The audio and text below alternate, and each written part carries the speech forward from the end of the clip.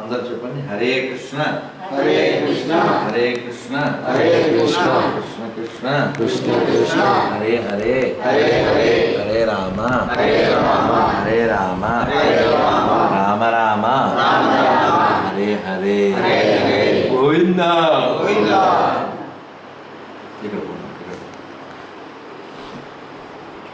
బాగుందమ్మా, చాలా బాగుంది.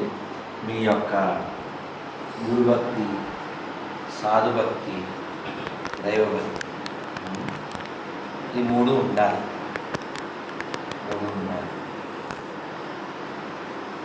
మనకేం చెప్పారంటే గురు, శాస్త్ర, సాధు.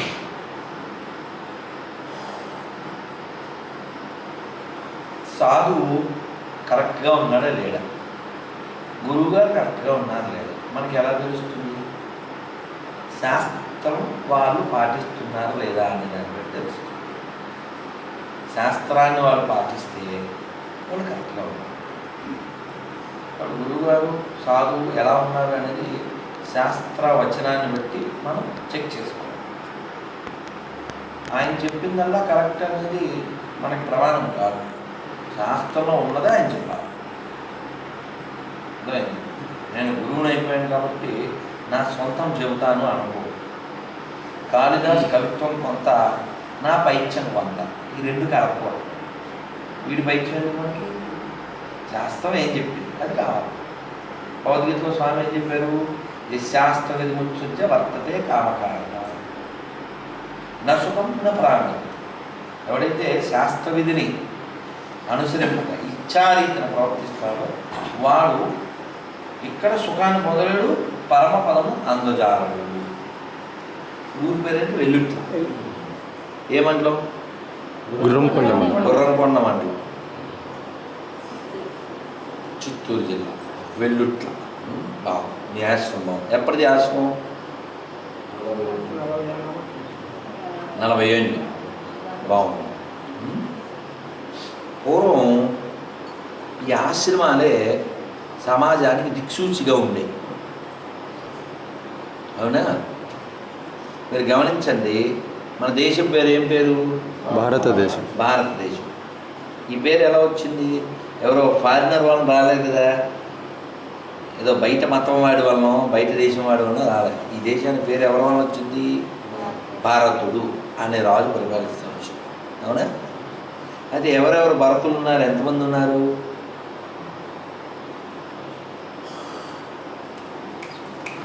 ఏ భరతుడి వలన వచ్చింది ఈ దేశానికి భారతదేశం అని పేరు? చెప్పండి. రాముడి తమ్ముడి పేరేంటి? ఒక భరతుడు ఆయన. కానీ ఆయన వలన దీనికి భారతదేశం రాలేదు. మరి ఇంకే భరతుడి వలన వచ్చింది? ఏం పేరు మీ పేరు? శ్రీనివాస్ గారు. చెప్పండి కూడా. చాలామందికి తెలియదు మీరు చెప్పిన సమాధానం. భరత మహారాజు జడభరతుడిగా మారిన వృషభదేవుని యొక్క కుమారుడు. చాలామంది తెలియదు. చాలామంది ఏమనుకుంటారు? శకుంతల కొడుకు అని అనుకుంటారు. కానీ వాస్తవానికి ఈ వృషభదేవుని కుమారుడు. మనం భాగవతం చదివితే మనకు తెలుస్తుంది. ఇప్పటికీ సంకల్పంలో మనం ఏం చెప్తాం? భరతవర్షే భరతఖండే మేరో దక్షిణ దిగ్భాగే. ఇలా మనం చదువుతాం. ఎందుకంటే మనం ఎక్కడున్నాము, మనం ఎంత గొప్ప దేశానికి, గొప్ప ధర్మానికి, గొప్ప సంస్కృతి వారసులం అది గుర్తు చేసుకోవడం సంకల్పం అంటే. నువ్వెవరు సంబంధించిన వాడు. మొత్తం ఈ ప్రపంచం ఒక పేరు కలిగి ఉండేది. ఏంటిది? ఇలావృత వర్షము. ఏంటి? అయితే ఈ భూమండలం మొత్తం భరత మహారాజు పరిపాలించారు. అందువలన ఇది భరతవర్షం ఉన్నది. భరతవర్షే భరతఖండే. మరి మన దేశం ఖండం అయిపోయింది కదండి. వాస్తవానికి ప్రపంచం అంతా భారతవర్షమే.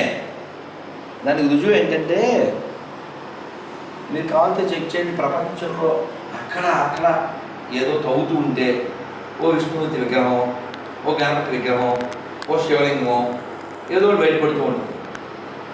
ఇతర మతస్థులు ఏం బయటపడవు. ఎందుకని? వాళ్ళు పుట్టిందేమో అనుమానాయి కదా, బయటపడటానికి ఏముంది, బయటికి పోవడం తప్ప.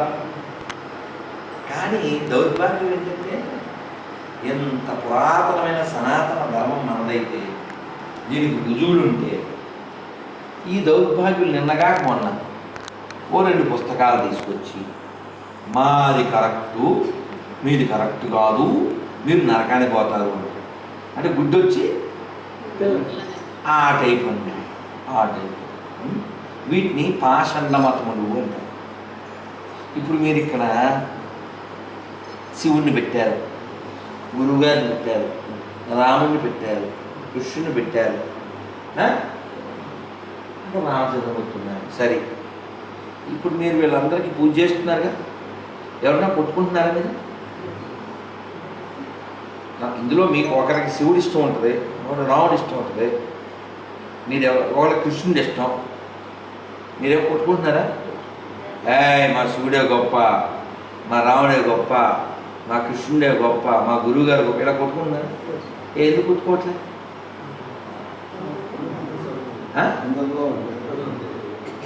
గట్టిగా చెప్పండి. అందరిలో ఏం పేరు? చిన్నప్పుడు పాట పాడుకునేవాళ్ళు, మీకు తెలిసి ఉండొచ్చేమో. అక్కడ ఉండే పాండురంగడు ఎక్కడ ఉన్నాడు, ఇక్కడ ఉండే పాండురంగడు అంతటా ఉన్నాడు, వాడంతట ఉన్నాడు అనా. అలాగే ఇంకో పాట ఉండేది, ఏంటది? బాగుండేది.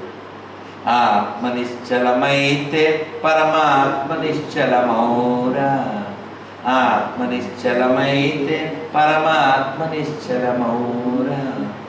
ఆవుకు రంగులు ఉన్నాయి కానీ పాలకు రంగులు ఉన్నాయా, ఉన్నాయా? ఆవు వంటిదే నీ ఆత్మ, పాల వంటిదే పరమాత్మ. చెరుకుకు కనుపులు ఉన్నాయి కానీ తీపికి కనుపులు ఉన్నాయా, ఉన్నాయా? చెరుకు వంటిదే నీ ఆత్మ, తీపి వంటిదే పరమాత్మ. ఆత్మ నిశ్చలమైతే పరమాత్మ నిశ్చలం.